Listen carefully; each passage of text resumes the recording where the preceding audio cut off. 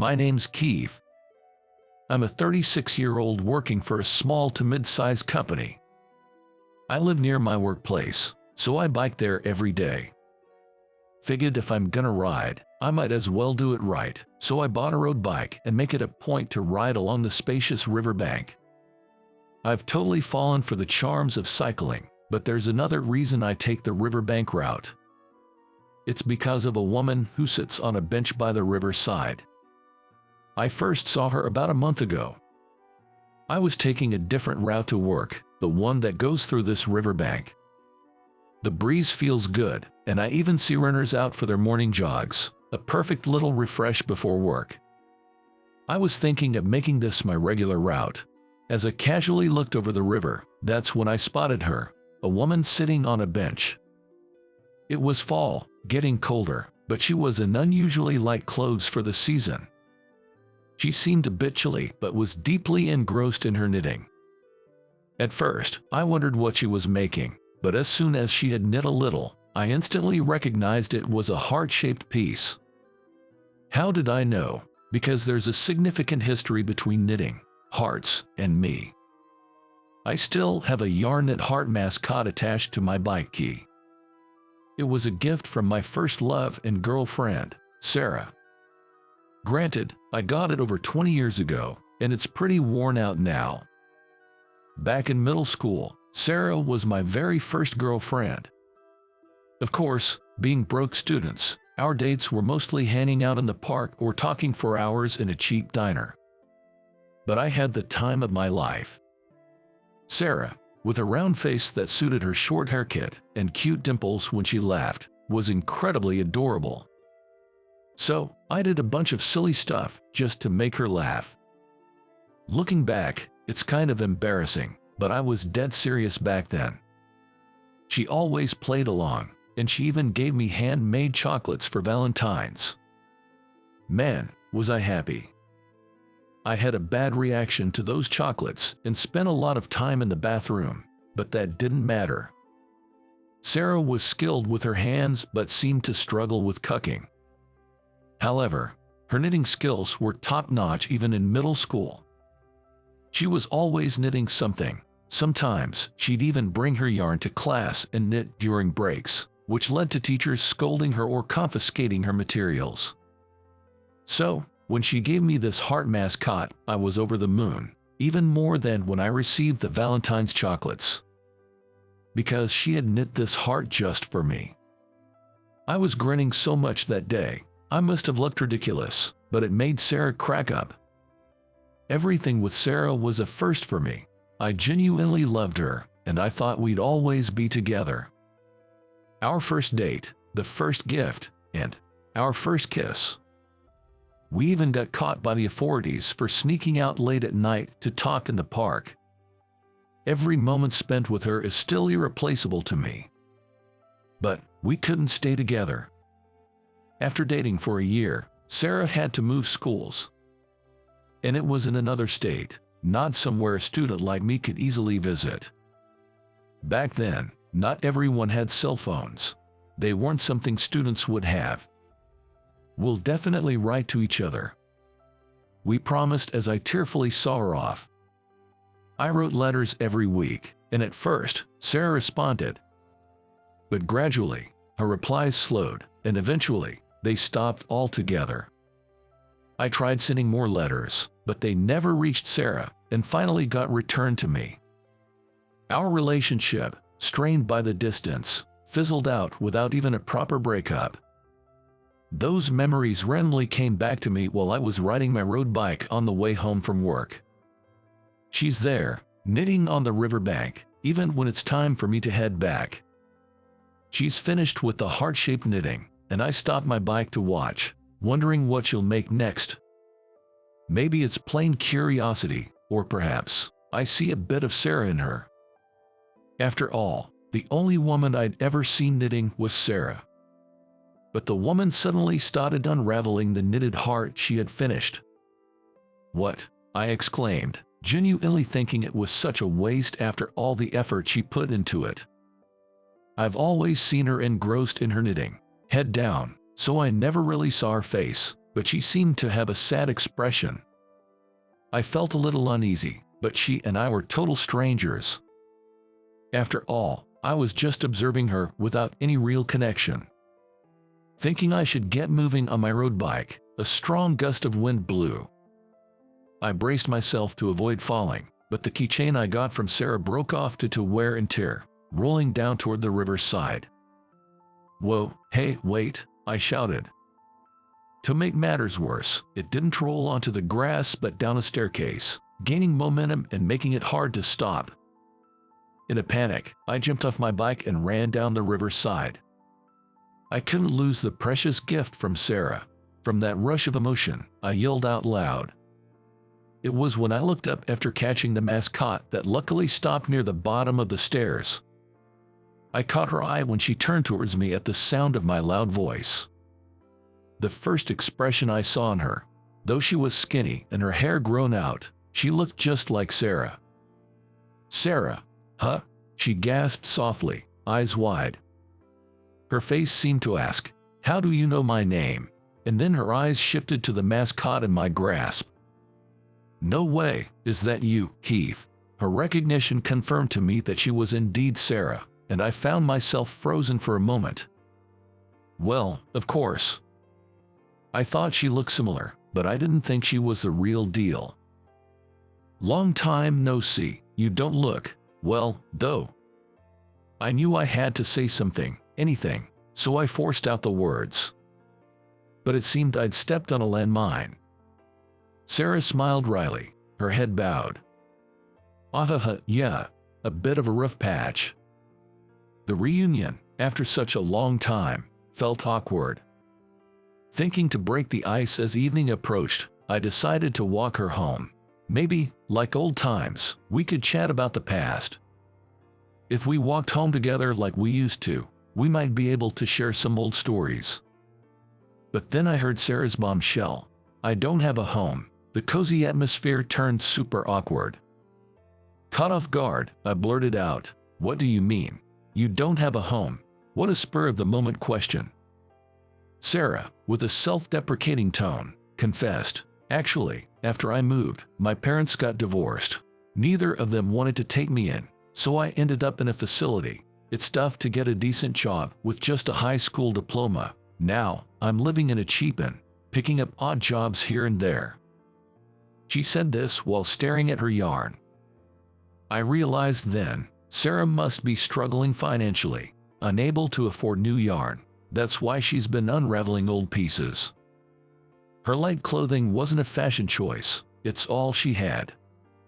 "Did you stop sending letters because you went to that facility?" I asked. "Yeah, things were hectic, and I couldn't take your letters, Keith. I didn't know your address, so I couldn't send any. I'm so sorry." She admitted, still looking downcast, "I just wanted to see Sarah smile again, like in the old days. Even if our connection had naturally faded, I still cared for her, still loved her. I just want her, someone I have feelings for, to be happy." "Listen, Sarah, if it's okay, could you knit this again?" I asked, handing her the worn-out heart-shaped mascot. "I'll buy the materials. Please. You've kept this thing I gave you. Haha, am I really good enough?" She laughed, a bit surprised and touched. "I want it because it's you who'll make it, Sarah." At that, she gave a modest, happy smile. Since then, Sarah started knitting my mascot again at a bench by the riverside. I'd buy whatever she told me to get and hand it to her. I considered going with her, but I didn't want her to worry about the cost, so I just handed her what I bought. In the mornings, I could do little more than greet her, but I made sure to stop by Sarah's place on my way home to talk, even for a bit. But the conversations were always about the past. About things we did in our club activities or embarrassing ourselves by hitting the wrong note during a singing contest. For us, the only common ground was those old stories. But that was enough. Because Sarah started to smile a little more. 2 weeks later, Sarah made a stunning heart-shaped mascot for me. It's clear she's improved her skills. Her mascots used to be just plain pink, but now they have red patterns on them and look much cuter. Well, this looks like something you could buy in a store. Oh, come on, it's not that great.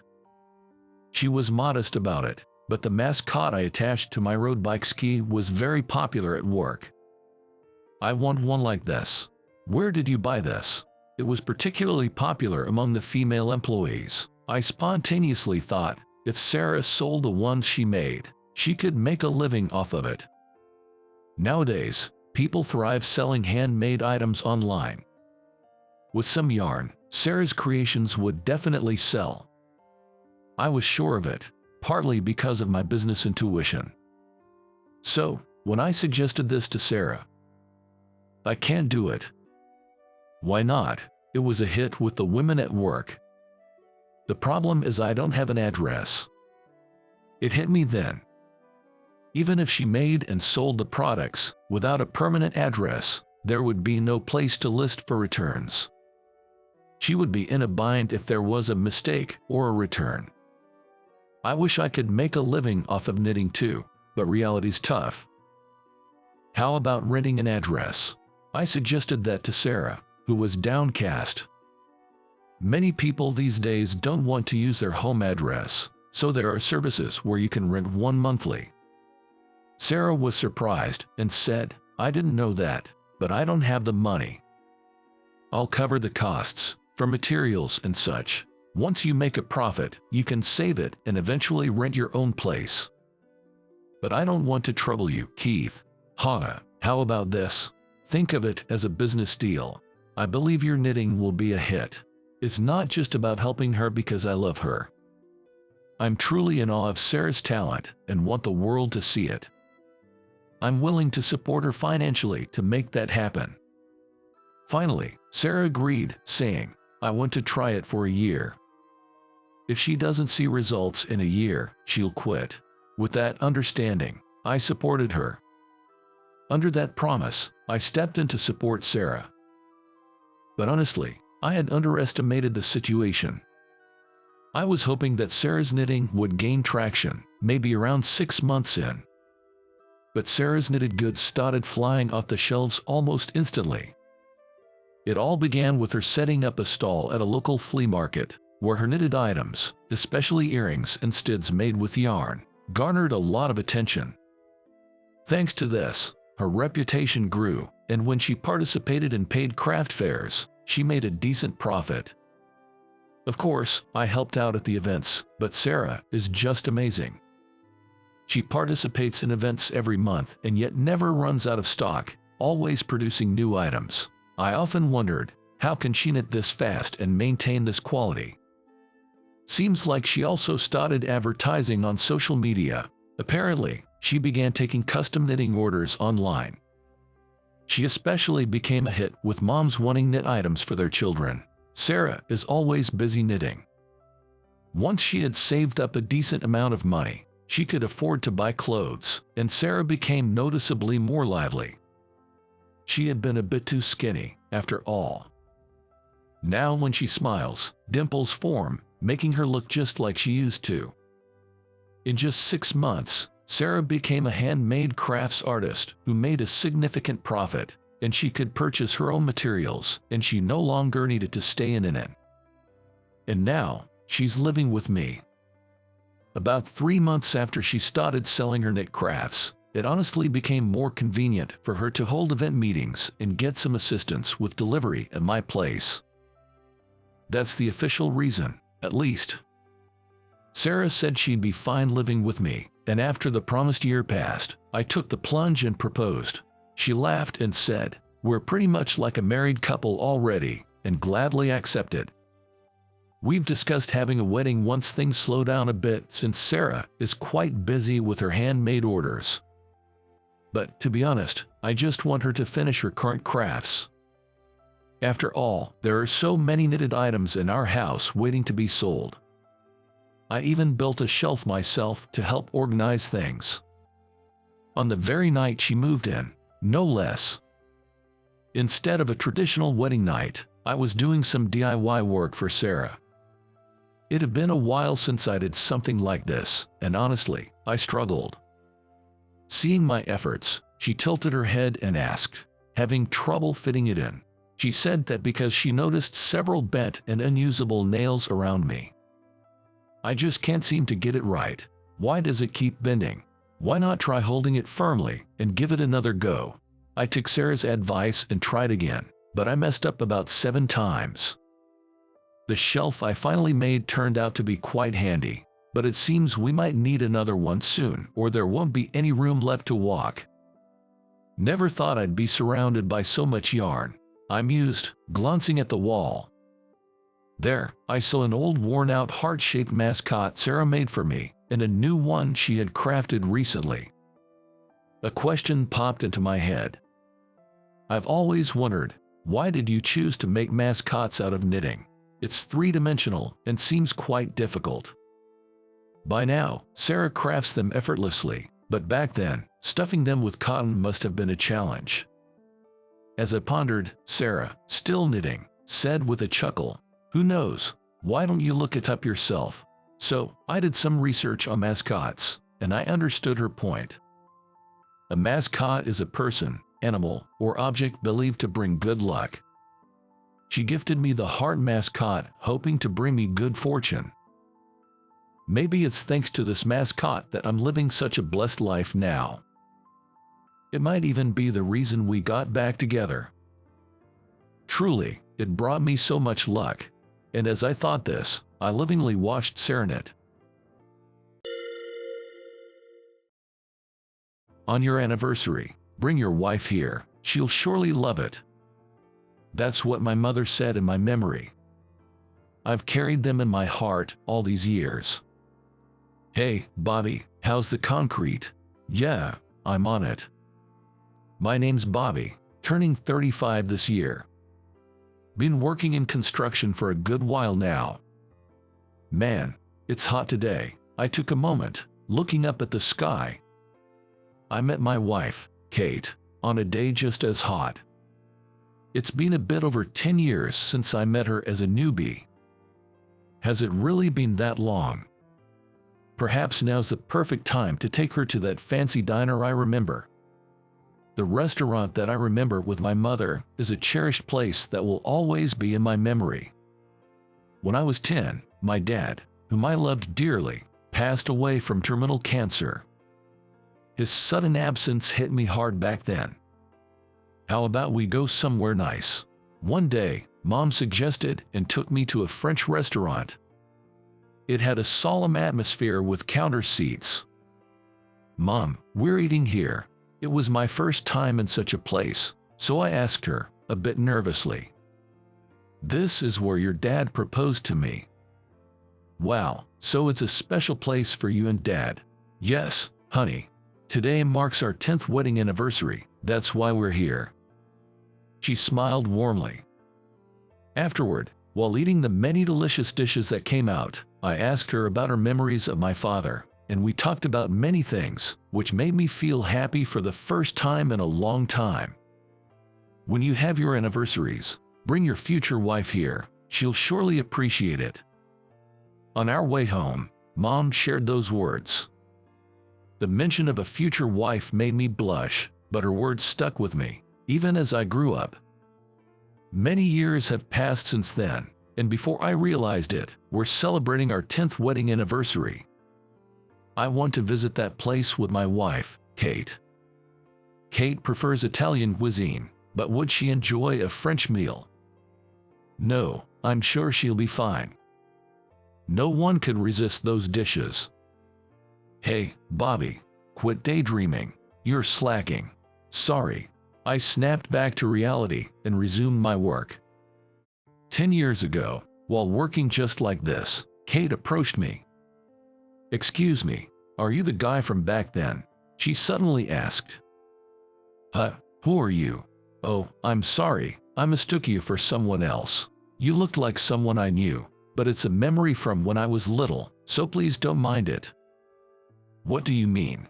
"Well, actually, for some reason, I became curious and wanted to know more. It turns out the man was someone who had done a huge favor for Kate when she was younger. I called out to you because you looked so familiar." she said, looking embarrassed. This chance encounter led us to exchange contact info, and a few months later, we started dating and eventually got married. However, Kate never told me what exactly happened between her and that man back in the day. She said it was a precious memory and that she couldn't share the story. I was curious, but I figured it would be weird to press her about it now. She'll probably tell me someday. For now, I needed to focus on preparing for our anniversary. A fancy restaurant, is it really that good? It's amazing. My mom took me there once, and I haven't found a place that can compare. If your mother-in-law says it's good, I bet it's a fantastic place. I'm looking forward to it. So, you'll come with me. Of course, if you recommend it that highly. I'm excited. It's sure to give us wonderful memories. Seeing Kate's happy face filled me with anticipation. Truth be told, my mother passed away before Kate and I got married. But I'm sure she's celebrating our anniversary up in heaven. I couldn't help but smile, imagining her joyful face. On the day of our anniversary. Hey Kate, I'm sorry. The meeting with the client ran late. It's okay, I'll wait for you here. I didn't have time to go back to the office after the meeting, so I rushed straight to the restaurant. I had planned to dress up in a nice suit for our special day, but it didn't work out. Upon arriving at the reserved restaurant, I approached the hostess. Excuse me, I had a reservation under the name Bobby. Welcome, but the hostess, who had greeted him with a smile, furrowed her brows. Excuse me, but what are you wearing? Is there something wrong with what I'm wearing? Well, are you wearing work clothes? I was taken aback by her unexpected remark. Yes, it's my work attire, but it's for sales, not construction, so it's clean. Excuse me, the hostess looked even more displeased. Is there a problem? She looked shocked. Certainly, it's work attire, but not for construction work, so it's clean. I don't recall getting such a displeased look. Sorry, but we don't have any tables available today.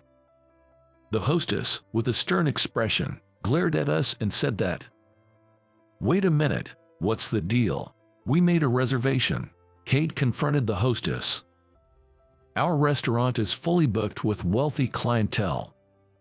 The hostess retorted with just that statement. A glance to the side and I could see Kate trembling with anger.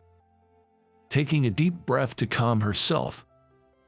If it's okay for us to take this to the Customer Advisory Center, then by all means, kick us out. Your restaurant's reputation will plummet, you know. At Kate's assertive remark, the hostess looked taken aback. I understand. I'll consult with the owner. Reluctantly, she said and disappeared towards the entrance. What's with this place? I'm sorry. It wasn't like this when I visited years ago. I get it. The management changed and so did the vibe of the place. I felt a pang in my heart at my wife's words. Indeed, the current diner is managed by the previous owner's son. Ever since he took over, I heard the reputation wasn't good. Hearing stories of them being picky with customers and having a bad attitude, I thought they were just rumors. But I can't believe how openly rude they are to customers. Lost in thought, the hostess returned. It was an oversight on our part. We sincerely apologize. Please allow me to show you to your table. You said earlier there were no reservations available. What's up with that? Kate snapped at the hostess, who responded with a raised eyebrow. You want our food, right? Our restaurant is always fully booked. Follow me to your table. The hostess said, rather coldly. It reminded me of a grumpy but skilled old sushi chef I saw on TV. Maybe this place has a similar vibe. Kate, let's just sit for now. Holding back the rising anger, we followed the hostess to the counter. The interior hasn't changed much since I was a kid. However, the chef behind the counter looked clearly displeased. With a scowl, he began placing dishes in front of us. The food looked delicious. Yet, it didn't stimulate my appetite. "What's wrong? Not eating?" asked Kate. As I tasted the dish, it was certainly delicious, but there was a lingering odd sensation. "What's this feeling?" I thought as I continued eating. Suddenly, Kate spoke. "How can you serve this to customers? Refrying beignet. What's with the hygiene standards of this place? What are you talking about?" The chef's face contorted with irritation. Kate continued, glaring at him. "The crispiness of the batter is clearly not fresh. It's been left out at room temperature for too long, right? It's lost its color and firm texture." At her observation, the chef's eyes widened. My wife, listening on the side, hasn't lost her sharp tongue, I thought, impressed. "That's just your opinion. Where's your proof? Isn't it obvious just by looking at this dish?" "Well, it doesn't matter. I'll have our experienced journalists from our magazine come and secretly review your restaurant, and I'm sure they'll write an article that echoes my sentiments." "An article? You can't be serious." Both the restaurant owner and the hostess turned pale in an instant. Little did they know, Kate was a food critic for a gourmet magazine. "I came here today hoping to savor the nostalgic taste my husband always talked about, but both the service and the taste were a letdown. It's really disappointing, but I believe my husband is even more devastated than I am. Are you prepared for the backlash to your terrible service and food?" With a cold stare at the restaurant staff, Kate put down her fork. "Let's go. I'll cover the bill. If we stay here any longer, our wedding anniversary will turn into a disaster." "I get it, but I brought you here. Let me pay." "In that case, I'll take you up on your offer." We still have some dishes coming out. We'll eat elsewhere, thank you." After saying that to the hostess, Kate got up from her seat. I also stood up and headed toward the cashier. "Wait, hold on. No need for change." I laid several $100 bills on the counter and left the restaurant. I wanted to get out of there as soon as possible. As soon as we were out, I apologized to Kate. "I'm sorry for making you go through that. More importantly, are you okay? Must have been a shock to see your mother-in-law's favorite place like that." "Oh, I have a place I want to take you." "A place you want to take me? You'll surely create good memories there." Then she guided me to a small diner located near the other restaurant, where I was greeted by a familiar face. "Welcome. Is that the guy from that time?" Though he had aged, there were traces of resemblance on his face. It was the gentleman who served us dishes when my mother and I visited that diner. In other words, the previous owner of that restaurant. Kate whispered in my ear. He handed over the main restaurant to his son and continued his business here. "Really, sir, the usual, please." "Gotcha, young lady. You want the salmon platter, right?" The former owner gave Kate a wide grin. "Young lady."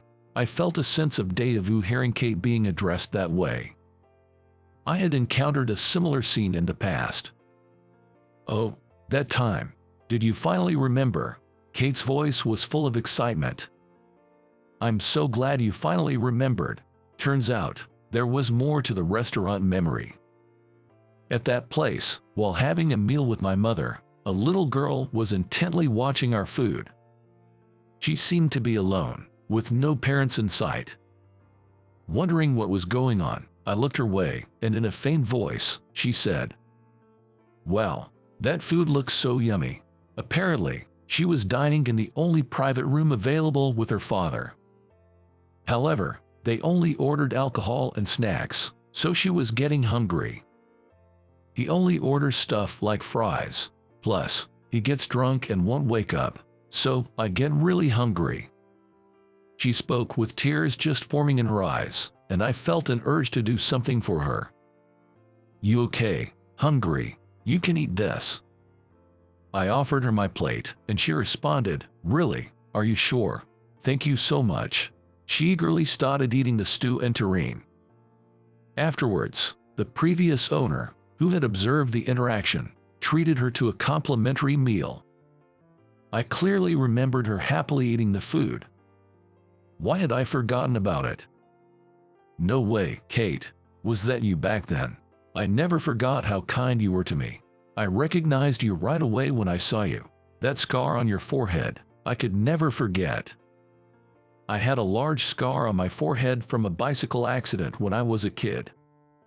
I was so happy to see you again, but you never noticed me. I decided to stay quiet until you remembered. That's why I never mentioned it. Seeing Kate's innocent laughter made my heart warm. I can't believe I married that girl from back then. I never thought I'd marry the kind man from that day. The meal at that restaurant was honestly terrible, but let's make it up here. Let's give you the best hospitality. The previous owner smiled warmly. Yes, please, I replied with a smile. After that, we enjoyed a delicious meal just as I remembered. Maybe because of the earlier unpleasant experience, it felt even more delightful. Who would have thought that boy from back then would grow up so well? The head chef seemed to remember the incident well. It feels like a dream to be eating the chef's food together again. Kate joyfully ate the dishes prepared by the previous owner. It felt so good, like I had finally fulfilled what my mother always said. Sorry for the unpleasant experience my sons caused you. My apologies. The chef bowed deeply. It's not your fault. Please, don't worry about it. Raising his head, the previous owner continued. Actually, I have a favor to ask. Ever since they took over the restaurant, they've become arrogant, even to regular customers. The reputation of the diner has plummeted. Can you help teach them a lesson? Is that really okay? Kate asked, looking slightly pleased. Yes, it's fine. I don't want the diner's reputation to get any worse. With your help, please do what you think is best. Understood, Kate answered with a beaming smile. I hope she doesn't go overboard. Seeing her smile gave me a bad feeling. A few weeks later, the diner received a scathing review in a gourmet magazine where Kate was in charge. Because of the prominent criticism, it seems the diner lost all its customers. Later, it seems the place was on the brink of shutting down but was acquired by someone else. Seeing a place with so many memories face such hardships is a bit bittersweet.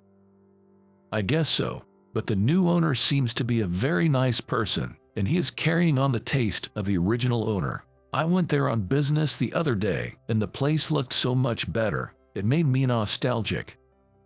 Nostalgic. It had the same vibe as the place where we first met. Hey, in a few years, should we take our child there too? That sounds nice. But with a little one, we might be a bother. Maybe in about 10 years. I gently patted Kate's belly as I said this. Going to that restaurant might be a long way off, but the idea of taking our child to a place filled with so many cherished memories is something to look forward to. I wonder what kind of future we'll have built by then. With that thought, I gave a soft chuckle.